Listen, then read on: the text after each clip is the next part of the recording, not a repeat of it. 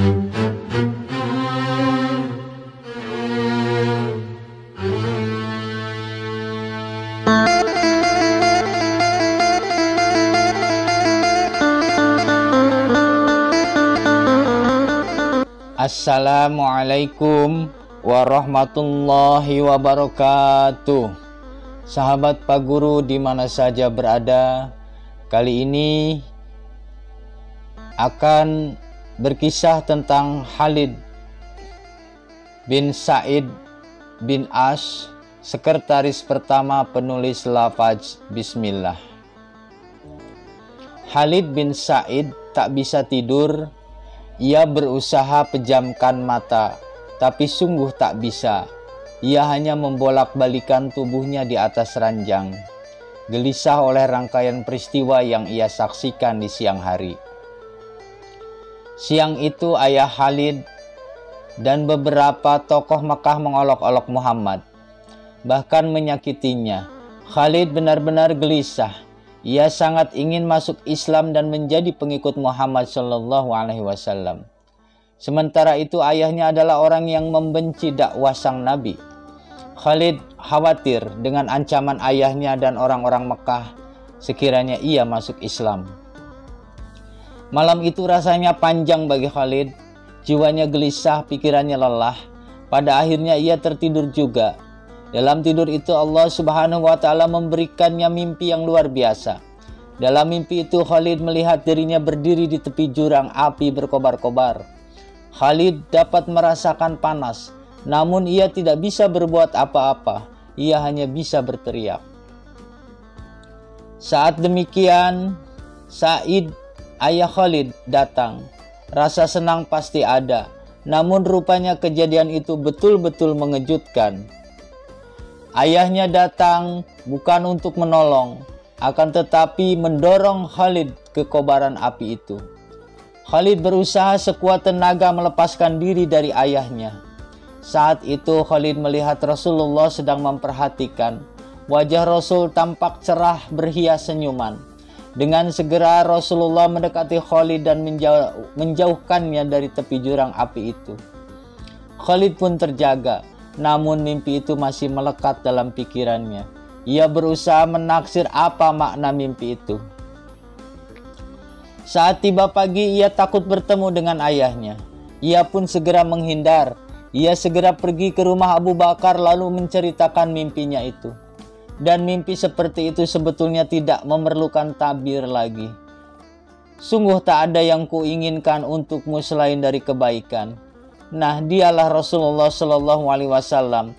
Ikutilah dia, karena sesungguhnya Islam akan menghindarkanmu dari api neraka. Demikian kata Abu Bakar kepadanya. Khalid pun pergi mencari Rasulullah, sampai menemukan tempat beliau, lalu menumpahkan isi hatinya dan menanyakan tentang dakwahnya. Hendaklah engkau beriman kepada Allah yang Maha Esa semata. Jangan mempersekutukannya dengan suatu apapun. Dan engkau beriman kepada Muhammad, hambanya dan rasulnya. Dan engkau tinggalkan penyembahan berhala yang tidak dapat mendengar dan tidak dapat melihat. Tidak memberi mudarat dan tidak pula manfaat. Demikian sabda Nabi. Khalid pun mengelurkan tangannya yang disambut oleh tangan kanan Rasulullah dengan penuh kemesraan. Dan Khalid pun berucap, aku bersaksi bahwa tidak ada Tuhan selain Allah. Dan aku bersaksi bahwa Muhammad Rasulullah. Khalid bin Sa'id bin Ash dilahirkan di sebuah keluarga kaya dan mewah dan tergolong kepala-kepala suku dari seorang warga Quraisy yang terkemuka dan memegang pimpinan. Khalid adalah seorang pemuda yang bersikap tenang, pendiam, tak banyak bicara, tapi yang sebenarnya pada batinnya dan dalam lubuk hatinya bergelora dengan hebatnya gerakan dan kegembiraan. Pada waktu Khalid memeluk Islam, belum ada orang yang mendahuluinya kecuali 4 atau 5 orang. Hingga dengan demikian ia termasuk dalam 5 orang angkatan pertama pemeluk Islam. Setelah diketahui yang menjadi pelopor dari agama ini adalah salah seorang di antaranya putra Sa'id bin Ash, maka bagi Sa'id peristiwa itu akan menyebabkannya menjadi bulan-bulanan penghinaan dan ejekan bangsa Quraisy. dan akan menggoncangkan kedudukannya sebagai pemimpin. Oleh karena itu dipanggillah anaknya Khalid, lalu bertanya, "Benarkah kamu telah mengikuti Muhammad dan membiarkannya mencaci Tuhan-Tuhan kita?" Jawab Khalid, "Demi Allah, sungguh ia seorang yang benar, dan sesungguhnya aku telah beriman kepadanya dan mengikutinya." Ketika itulah pukulan ayahnya secara bertubi-tubi menimpa dirinya, yang kemudian mengurungnya dalam kamar gelap di rumahnya, lalu membiarkannya terpenjara, menderita lapar dan dahaga. Namun Khalid berseru kepadanya dengan suara keras dari balik pintu yang terkunci, "Demi Allah, sesungguhnya ia benar dan aku beriman kepadanya." Jelaslah sekarang bagi Sa'id bahwa siksa yang ditimpakan kepada anaknya itu belum lagi cukup dan memadai. Oleh sebab itu dibawanya anak itu ke tengah panas teriknya kota Mekah. Lalu ia menginjak-injaknya di atas batu-batu yang panas menyengat. Sa'id memperlakukan putranya sedemikian rupa selama 3 hari penuh, tanpa perlindungan dan keteduhan, tanpa setetes air pun yang membasahi bibirnya. Akhirnya sang ayah putus asa, lalu kembali pulang ke rumahnya. Tapi di sana ia terus berusaha menyadarkan anaknya itu dengan berbagai cara, baik dengan membujuk atau mengancamnya. Tetapi Khalid berpegang teguh kepada kebenaran. "Aku tak hendak meninggalkan Islam karena suatu apapun. Aku akan hidup dan mati bersamanya," katanya pada sang ayah. Maka berteriaklah Sa'id, "Kalau begitu nyahlah engkau pergi dari sini, anak keparat. Demi Lata kau tak boleh makan di sini." "Allah Subhanahu wa ta'ala sebaik-baik pemberi rizki," jawab Khalid. Kemudian ditinggalkannya rumah yang penuh dengan kemewahan dan kesenangan itu. Demikianlah Khalid melalui bermacam derita dengan pengorbanan dan mengatasi segala halangan demi keimanan. Waktu Rasulullah memerintahkan para sahabatnya hijrah yang kedua ke Habasyah, Khalid termasuk salah seorang anggota rombongan. Ia berdiam di sana beberapa lamanya, kemudian kembali bersama kawan-kawannya ke kampung halaman mereka di tahun ke-7 Hijriah.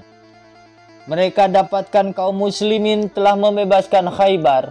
Khalid kemudian bermukim di Madinah, di tengah-tengah masyarakat Islam yang baru, di mana ia termasuk salah seorang angkatan 5 pertama yang menyaksikan kelahiran Islam dan ikut membina bangunannya.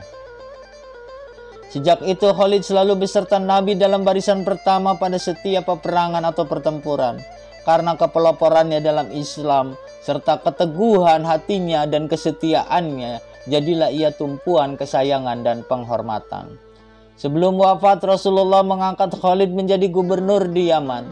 Sewaktu sampai kepadanya berita pengangkatan Abu Bakar menjadi khalifah dan pengukuhannya, ia lalu meninggalkan jabatannya datang ke Madinah. Ia kenal betul kelebihan Abu Bakar yang tak dapat ditandingi oleh siapapun. Tetapi ia berpendirian bahwa di antara kaum muslimin yang lebih berhak dengan jabatan khalifah itu adalah salah seorang dari keturunan Hashim, umpamanya Abbas atau Ali bin Abi Thalib. Pendiriannya ini dipegangnya teguh hingga ia tidak berbaiat kepada Abu Bakar. Namun Abu Bakar tetap mencintai dan menghargainya, tidak memaksanya untuk mengangkat baiat dan tidak pula membencinya. Setiap disebut namanya di kalangan muslimin, khalifah besar itu tetap menghargai dan memujinya, suatu hal yang memang menjadi hak dan miliknya. Belakangan pendirian Khalid bin Sa'id ini berubah. Tiba-tiba di suatu hari ia menerobos dan melewati barisan-barisan di masjid menuju Abu Bakar yang sedang berada di atas mimbar. Maka ia pun membaiatnya dengan tulus dan hati yang teguh. Abu Bakar memberangkatkan pasukannya ke Suriah dan menyerahkan salah satu panji perang kepada Khalid bin Sa'id. Hingga dengan demikian berarti ia menjadi salah seorang kepala pasukan tentara. Tetapi sebelum tentara itu bergerak meninggalkan Madinah, Umar menentang pengangkatan Khalid bin Sa'id dan dengan gigih mendesaknya usul kepada khalifah, hingga akhirnya Abu Bakar merubah keputusannya dalam pengangkatan ini. Abu Bakar As-Siddiq meringankan langkah ke rumah Khalid meminta maaf padanya, serta menerangkan pendiriannya yang baru. Abu Bakar menanyakan Sa'id kepada kepala dan pemimpin pasukan mana ia akan bergabung. Apakah kepada Amr bin As, anak pamannya, atau kepada Surahbil bin Hasanah. Maka Khalid memberikan jawaban yang menunjukkan kebesaran jiwa dan ketakwaannya. Anak pamanku lebih kusukai karena ia kerabatku, tetapi Surahbil lebih kucintai karena agamanya. Kemudian ia memilih sebagai prajurit biasa dalam kesatuan Surahbil bin Hasanah. Surahbil adalah salah seorang sekretaris Nabi.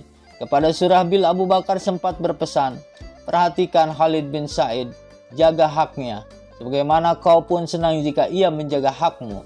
Khalid adalah wali Rasulullah. Di medan pertempuran Maraj Ash-Shafar di daerah Syam yang terjadi dengan dahsyatnya antara muslimin dengan orang-orang Romawi, terdapat seorang syahid yang mulia. Kita kutip narasi dari Khalid Muhammad Khalid tentang Khalid bin Sa'id.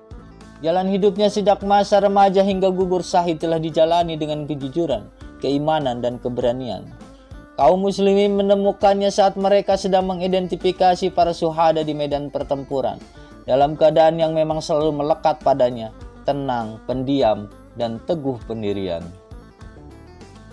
Ya Allah, ridhoilah Khalid bin Sa'id dan kuatkanlah iman kami sebagaimana Khalid bin Sa'id, salah seorang sekretaris Nabi yang pertama kali menulis lafaz Bismillahirrahmanirrahim di awal surat Rasulullah Sallallahu Alaihi Wasallam. Demikian kisah Khalid bin Sa'id bin As. Semoga bermanfaat. Assalamualaikum warahmatullahi wabarakatuh.